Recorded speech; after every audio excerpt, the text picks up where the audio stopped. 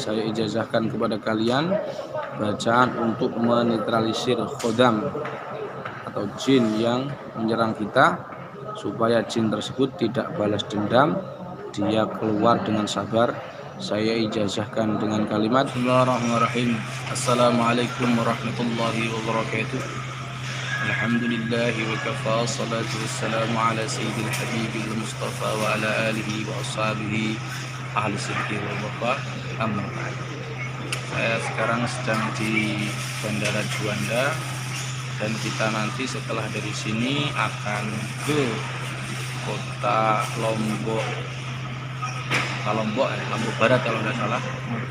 Tapi yang jelas kita mau ke NTB. NTB rencananya di PWNU NTB, tapi karena beberapa pertimbangan karena COVID ini ya, digeser ke satu tempat. Mudah-mudahan mohon doanya semoga lancar dan pandangan semua juga lancar, rezekinya disehatkan, tubuhnya, hatinya dijaga, keluarganya dan paling semua keturunannya dan keturunannya dijadikan keturunan yang min ahli Quran wa khawsatih wa minal ladina yastami'una al-qawla fayattabi'una ahsana. Amin amin ya rabbal alamin. Jangan lupa di masa pandemi seperti ini kita harus semua untuk berdoa dengan doanya Sayyidina Khalil supaya tidak terkena wabah virus COVID-19 ini. Amin. Bismillahirrahmanirrahim. Tahassuntu bil izzati wal jabarut wa tasantu bi rabbil malakut wa tawakkaltu al hayy alladhi la yamut. Allahumma asrif anna hadzal bala wal waba' wa qina syarra da' bi ya latif ya khabir innaka ala kulli syai'in qadir. Amin. Al-Fatihah. Ar-Rahman Ghairil maghdubi 'alaihim waladdallin. Baik, mohon doanya, kita nanti akan berangkat dan sudah ditunggu oleh sekitar 100 anggota calon praktisi ruqyah. Postingan ini sengaja saya buat bukan untuk iseng-iseng, karena apa? Karena salah satu bentuk dari kesempurnaan Islam seseorang adalah meninggalkan iseng-iseng, meninggalkan sesuatu yang tidak ada gunanya. Sebagaimana kata Nabi, min husni islamil mar'i tarku ma la ya'ni. Itu sebagian Islamnya seseorang itu bisa dikatakan sempurna, yaitu dia meninggalkan iseng-iseng. Jadi saya di sini tidak iseng-iseng, tapi memang ada tujuan maksud dan tidak lain, supaya panjenengan nanti ada sesuatu yang bermanfaat yang kalian dapat ambil dari dari postingan ini, dan tidak ada pula untuk niat menambah viewer dan lain sebagainya, tidak ada. Baik, pada kesempatan kali ini, kemarin itu ada, ini latar belakang kenapa saya buat postingan ini, karena ada seseorang yang kelihatannya gagah dari fisiknya, tetapi ketika dia memegang keris yang ada berkodam, itu kodamnya masuk ke perutnya, akhirnya perutnya kayak asam lambung. Ternyata setelah diruqyah muncullah si genderuwo tersebut, padahal rencananya mau dinetralisir. Setelah dikasihkan ke orang, anehnya kerisnya itu hilang. Setelah hasil negosiasi saya, kemudian saya ruqyah perutnya, muncullah si genderuwo tersebut. Terus dia ngomong ke saya, katanya itu dia. Jadi saya ngomong ke jinnya itu bukan di alam jin, saya ngeraga sukma terus ngomong sama jinnya, enggak.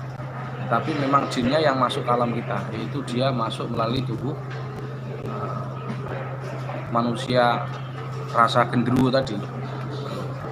Ketika saya tanya, kenapa kamu masuk ke jasadnya anak ini? Jawabnya dia, rumah saya mau diusir, saya mau dipindah, diserang sama dia. Makanya Ini karena apa? Karena apa? Dia tidak lupa doa dan tidak tahu doanya. Kalau ini tahu doanya, insya Allah Allah mengijabahi doanya. Doanya ini adalah doa biasanya dibaca setelah baca hizib asfa. Hizib asfa itu ya hizib untuk dengan baca sholawat untuk berobat dan tidak berkhodam. Hizib asfa itu setelah itu baca doa itu. Nah, doa ini yang dikenal oleh para kiai sepuh NU Nahdlatul Ulama itu bisa menjadi tameng supaya ketika kita ngusir jin yang di tempat angker atau di jin yang berada di tubuh pasien, dia misalkan marah, itu biar kita nggak diserang dia. Nah, serang dia itu bukan serangan fisik, serangan gaib, dan itu lebih mematikan daripada, maksudnya dampaknya lebih kuat daripada serangan fisik. Contoh kalau ada orang kesurupan, dia ngamuk ya kan ngamuk terus mukul kamu, itu tidak seberapa dibanding kalau dia si jin ini nyerang kamu dalam kondisi dia ini di alamnya, dia menyihir dari sesuatu yang tidak kelihatan mata. Beda kalau kelihatan mata ya mungkin kalau memar-memar gampang, tetapi kalau dia nyerang itu melalui ketika dia di alamnya, makanya terjadi kamu akan lemes, sesak, kepala pusing dan seterusnya, atau bahkan bisa kesurupan atau bisa lumpuh. Jadi langsung saja doa ini bisa pula untuk orang yang sakit gigi, yaitu dengan cara dibacakan 3 kali, dibaca di bawang putih, kemudian dibakar, kemudian dikunyah. Ini ada di buku Zikir dan Ru'yah karya Abu Hafli atau siapa ya, saya lupa. Jadi ini bisa memakai zikir dan ruqyah itu. Apa doanya? Ini silahkan ditulis. Jadi nanti kalau kalian mau netralisir keris yang dimana keris atau semar mesem yang atau kol buntet atau apa sajalah yang menurut kalian itu gawat, atau jenglot, hati-hati jenglot yang menurut mitos itu punya batara karang ya, ilmu batara karang, ilmu batil tapi itu. Maka untuk netralisir itu kamu harus hati-hati. Dan saya ini seingat saya belum pernah, kecuali santet ya, saya nangani orang terus setannya itu khodamnya itu nyerang balik, jarang. Kalau maksudnya jinnya nyerang, jarang berani, kecuali apa namanya itu khodam santet. Ketika saya nangani orang, saya dibalik santet. Nah, jinnya itu aslinya tidak berani sama saya, cuman tidak berani nyerang gitu. Cuman karena dipaksa oleh dukun ya, dia mau tidak mau nurut di dukun. Dia tidak kenal saya, kenal dukunnya. Jadi ya itu biasanya jin-jin berani. Tapi kalau jin-jin di keris, kemudian di kol buntet, tempat angker, insya Allah dengan baca doa ini kalian bisa apa doanya ditulis ya. Ingat-ingat kalau nanti ada suara yang nggak pas,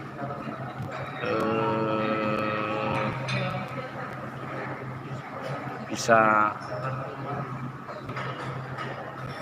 komentar. Doanya Bismillahirrahmanirrahim. Subhana man ihtajaba, atau pelan-pelan ya. Subhana man ihtajaba bijabarutihi an khalqihi fala aina wala nidda wala nidda siwahu. Saya ulangi. Subhana man ihtajaba. Jadi karena itu fi'il madhi, maka hamzah wasol bisa diteruskan dari bahasanya manis tajaba, bukan man ihtajaba, bukan manis tajaba. Subhana man ihtajaba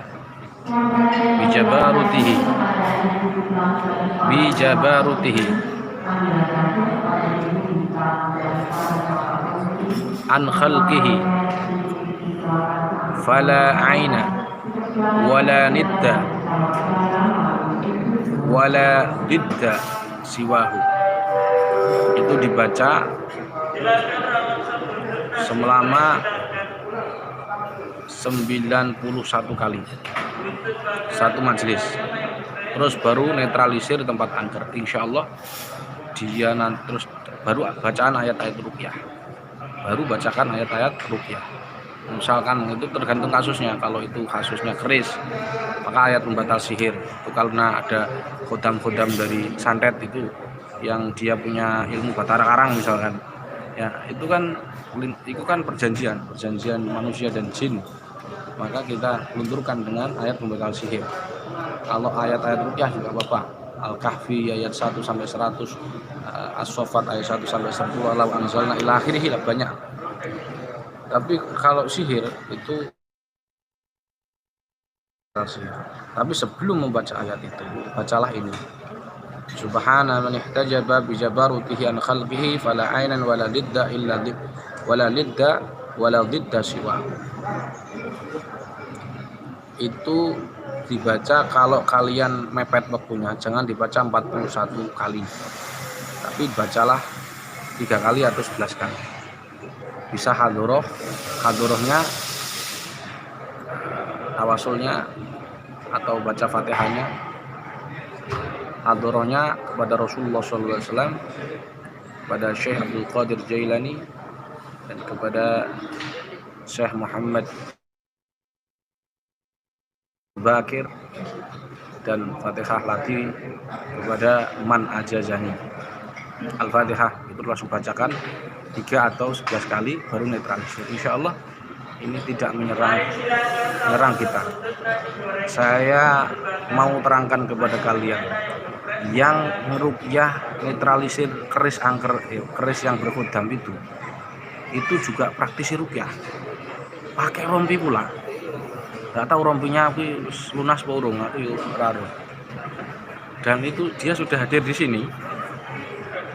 Saya tahu dia, cuman saya nggak mau menyebutkan nama ya. Itu privasi, tidak boleh. Nah ternyata dia ini juga peruqyah. Makanya dia ini perlu hafal ayat ini. Nanti kalau nggak hafal kita habatus sauda hidungnya, biar mongkup lah. Jadi doanya itu dibaca dan bisa dibacakan kepada orang yang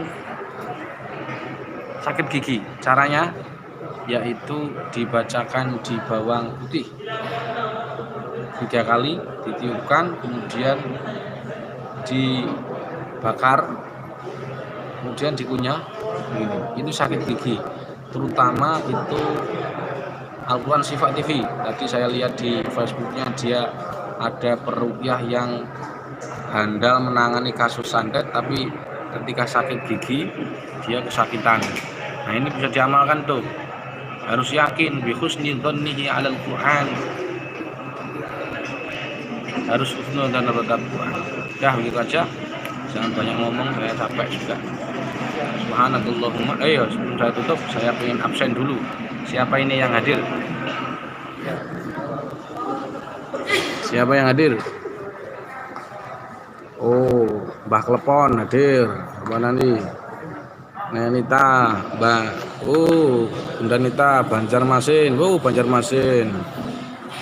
Lampung, Pemalang, Kopintu. Assalamualaikum. Ya, siapa lagi? Lumajang hadir. Majalengka, Rumah Damang, Majalengka.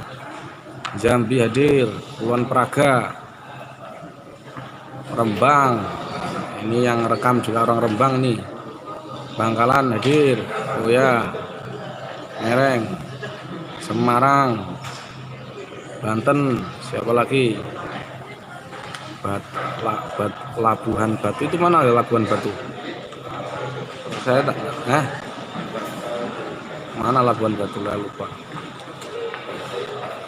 Blitar hadir, Semarang hadir Gus. Oh ya, insyaallah. Guardian sehat. Sumatera, Tangerang hadir, Tangerang, Banten, yuk sehat. Damang, Tangerang. Mana lagi ini? Hadir. Oh yo, Afgani, insyaallah ketemu.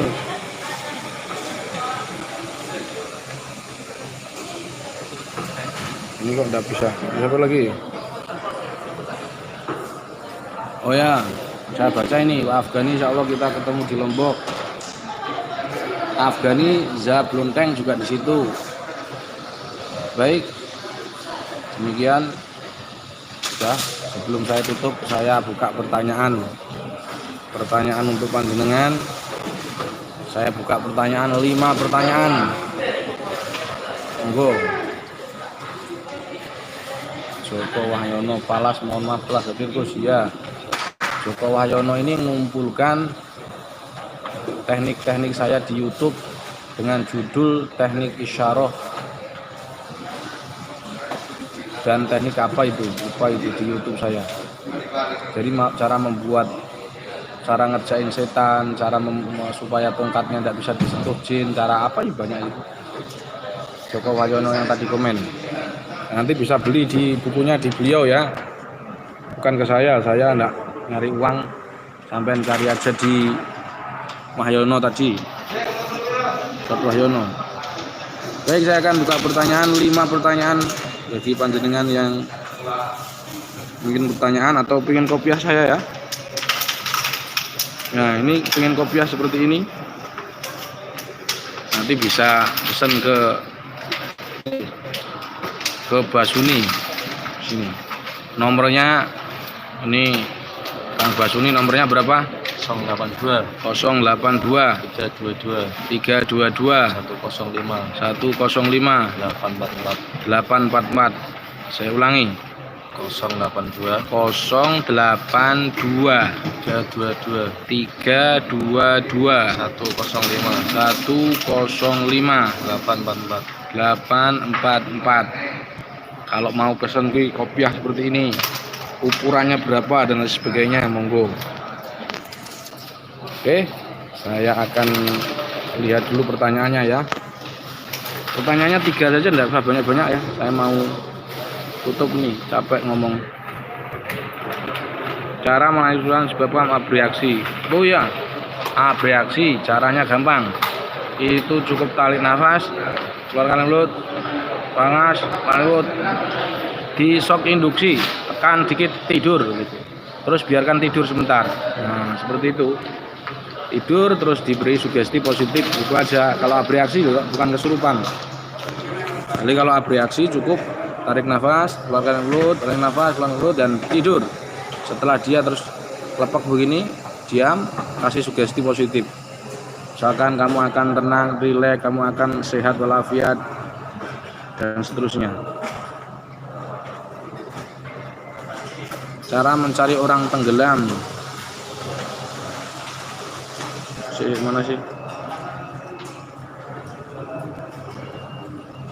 Bacaan untuk memberi efek sukma. Oh, ini efek sukma ini apa namanya? Nanti akan saya jelaskan ya. Jadi narik sukma dukun ini kelemahannya banyak banget. Maka saran saya kan tinggalkan lah. Walaupun dulu saya sempat posting, tapi ini kalau dilakukan oleh orang sembarangan nanti malah kalian yang jadi target nanti, santet. Maka saya tidak sarankan sampai narik sukma dukun. Jangan apa ya, sembarangan. Ya, takwa itu sudah tekniknya Wali Songo itu, untuk mempertajam insting. Takwaan itu buat hati kuli mosak bernane. Seperti itu. Oke, jadi pertanyaan pertama, cara membedakan kesurupan abreaksi sudah saya jelaskan. Cara menangani kesurupan karena abreaksi sudah saya jelaskan. Yang kedua, pertanyaan bacaan untuk memberi efek jurukum tidak saya beri karena itu berisiko orang-orang yang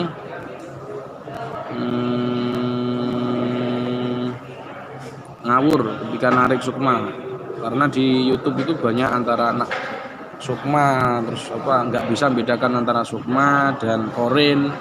Masa ada korin di mediumisasi, ini kan lucu, orang bodoh agamanya terus ngomong bisa mediumisasi korin. Saya itu bisa mediumisasi 5 mediator tak masukin semua, tapi saya belum pernah bisa ya kalau korin di mediumisasi.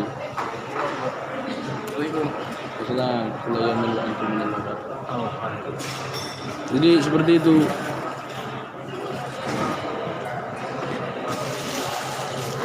Oke, kurang satu ya. Apakah gangguan gaib bisa mempengaruhi saraf otak? Oh ya bisa dong. Contoh, orang kesantet tuh, karena sudah lama di sini jin ya, khodamnya. Maka nanti otak kecil itu jadi gini ala. Ini kalau sampean punya otak ya, ini otak sini, tengahnya belakang itu. Nah itu serangan, kalau orang kesurupan itu dia posisi otak tengah itu, otak kecil itu, gitu loh. Nah kalau lama-lama itu kan panas nanti, secara fisik juga akan panas. Pembuluh darah pecah, misalkan akhirnya stroke dan seterusnya. Jadi pertanyaannya, apakah gangguan gaib itu bisa membuat saraf otaknya terganggu? Jawabannya bisa, bahkan bisa membuat orang gila. Sebagaimana sihir itu kan kata para ulama definisiin takhyilu asrul amradu fil abdani kal junun wal maut. Ilusi dari khodam yang itu diluncurkan untuk menyakiti seseorang sehingga orang itu sakit, kal junun, seperti gila. Berarti sihir itu bisa membuat gila, khodam santetnya itu bisa membuat gila, ya bisa. Itu ya, mudah-mudahan bermanfaat. Itu saja. Sekali lagi saya ijazahkan kepada panjenengan semua, kepada kalian semua, ajenan semua, kiai, para asatidz semua, para subscriber semua, untuk membaca supaya tidak terkena ya ketika kita ngusir jin, baik itu jin yang dari tempat angker atau dari pusaka yang berkhodam, supaya jin tidak nyerang balik kepada kita. Sebagaimana saya terangkan, saya jelaskan tadi bahwa kemarin itu ada orang yang netralisir khodam di keris, yang dia itu tinggal sudah ratusan tahun di keris, dinetralisir, kerisnya besoknya ditaruh di meja, pintunya ditutup, hilang, dan khodamnya itu masuk ke tubuhnya. Jadi dia netralisir, alih-alih kerisnya netral, kerisnya hilang, khodam pun masuk ke tubuhnya, dan perutnya sakit, dan alhamdulillah ini dia sudah enakan. Itu karena mungkin ya salah satu dia lupa doa atau dia tidak tahu doanya, dan mudah-mudahan dengan doa ini dia panjenengan semua dijauhkan dari kejahatan jin-jin yang datang. Jadi insya Allah yang kita usir jin itu nanti dia akan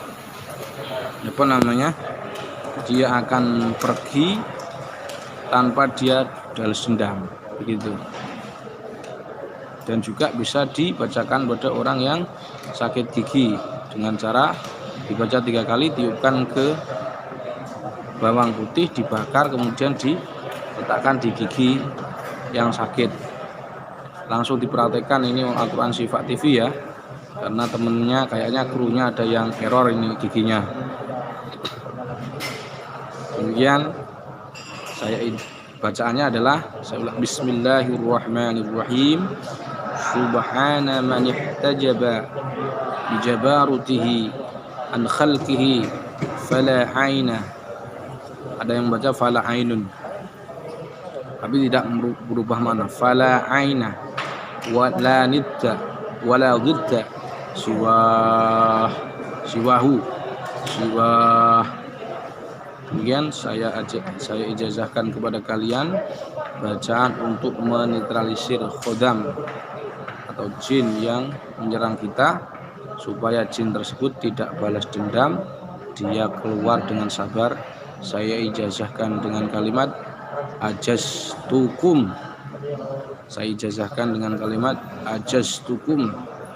Saya ijazahkan dengan kalimat ajaztukum. Subhanakallahumma bihamdika asyhadu an la ilaha illa anta astaghfiruka wa atubu ilaik. Assalamualaikum warahmatullahi wabarakatuh.